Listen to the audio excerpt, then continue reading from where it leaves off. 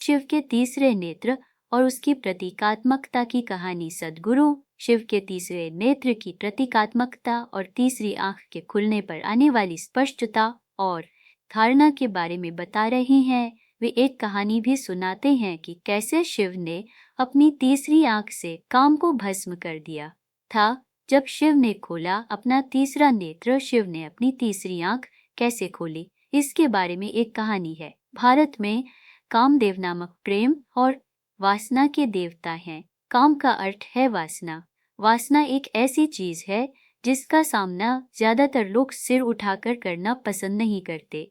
आप इसके चारों ओर कुछ सौंदर्य शास्त्र चाहते हैं, इसलिए इसे प्यार बना देते हैं। कहानी यह है कि काम एक पेड़ के पीछे छिप जाता है और शिव के दिल पर एक तीर मार देता है। शिव कुछ विचलित हुए और उन्होंने अपना तीसरा नेत्र खोला, जो कि काट्स अग्नि से भरपूर है, और काम को जलाकर भस्म कर दिया। यह वह कहानी है जो आमतौर पर सभी को सुनाई जाती है, लेकिन कृपया आप अपने आप से पूछें कि आपकी वासना आपके भीतर से पैदा होती है या किसी पेड़ के पीछे से। यह निश्चित रूप से आपके भीतर ही उत्पन्न होती है। वासना केवल विपरीत लिंग के बारे में नहीं है। हर इच्छा वासना है, चाहे वह कामुकता की हो, शक्ति की हो या पद की।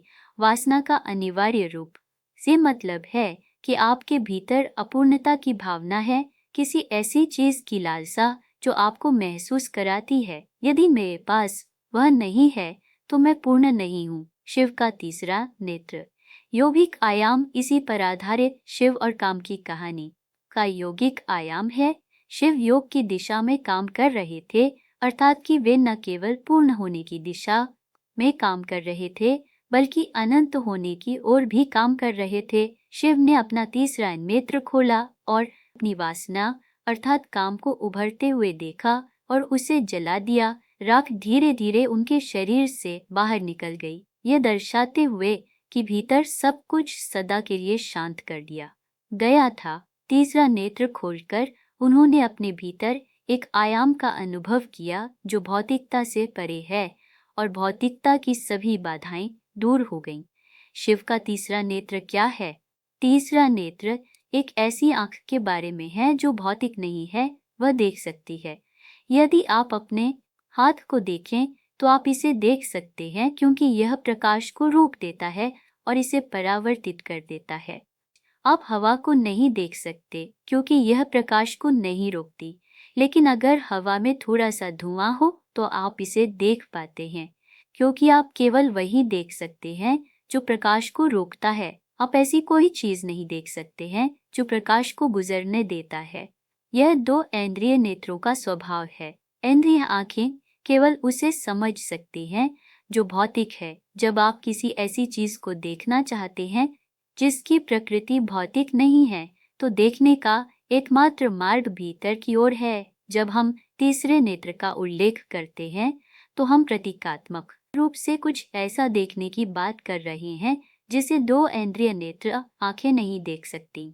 जीवन को तीसरी आंख से देखना दूसरा पहलू यह है कि इंद्रिय आंखें कर्म के कारण बहुत अधिक दूषित होती हैं। कर्म का अर्थ है पूर्व में किए गए कर्मों की स्मृति। आप जो कुछ भी देखते हैं वह कर्म स्मृति से प्रभावित रहता है। आप इसमें कुछ नहीं कर सकते। अगर आप किसी को देखते हैं तो आप सोचेंगे वह अच्छा है, वह अच्छा नहीं है, वह अच्छा है, वह बुरा है। आप किसी भी चीज को उसके वास्तविक रूप में नहीं देख सकते, क्योंकि कर्म स्मृति इस दृष्टि और आपकी देखने की क्षमता को प्रभावित करती है।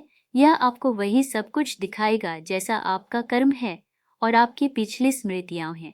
सब कुछ ठीक वैसा ही देखने में सक्षम होने के एक ऐसी दृष्टि जरूरी है जो गहराई तक देख पाए और जिस पर याददाश्त का कोई असर न हो। परंपरागत रूप से भारत में जानने का मतलब किताबें पढ़ना, किसी की बात सुनना या जानकारी इकट्ठा करना नहीं है। जानने का अर्थ है जीवन में एक नया दृष्टिकोण लाना या अंतर्दृष्टि खोलना। कोई भी सोच और दार्शनिकता आपके मस्तिष्क में स्पष्टता नहीं ला सकती है। आपके द्वारा बनाई गई तार्किक स्पष्टता आसानी से विकृत हो सकती है। कठिन परिस्थितियां इसे पूरी तरह से अस्त व्यस्त कर सकती हैं।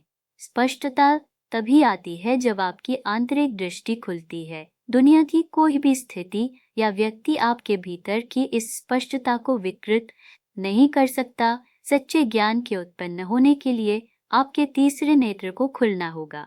इस लेख में सद्गुरु तीसरा नेत्र खोलने के 2 तरीकों के बारे में बात कर रही हैं। यदि आप महादेव के सच्चे भक्त हैं तो फिर हमारे चैनल को सब्सक्राइब। हर हर महादेव।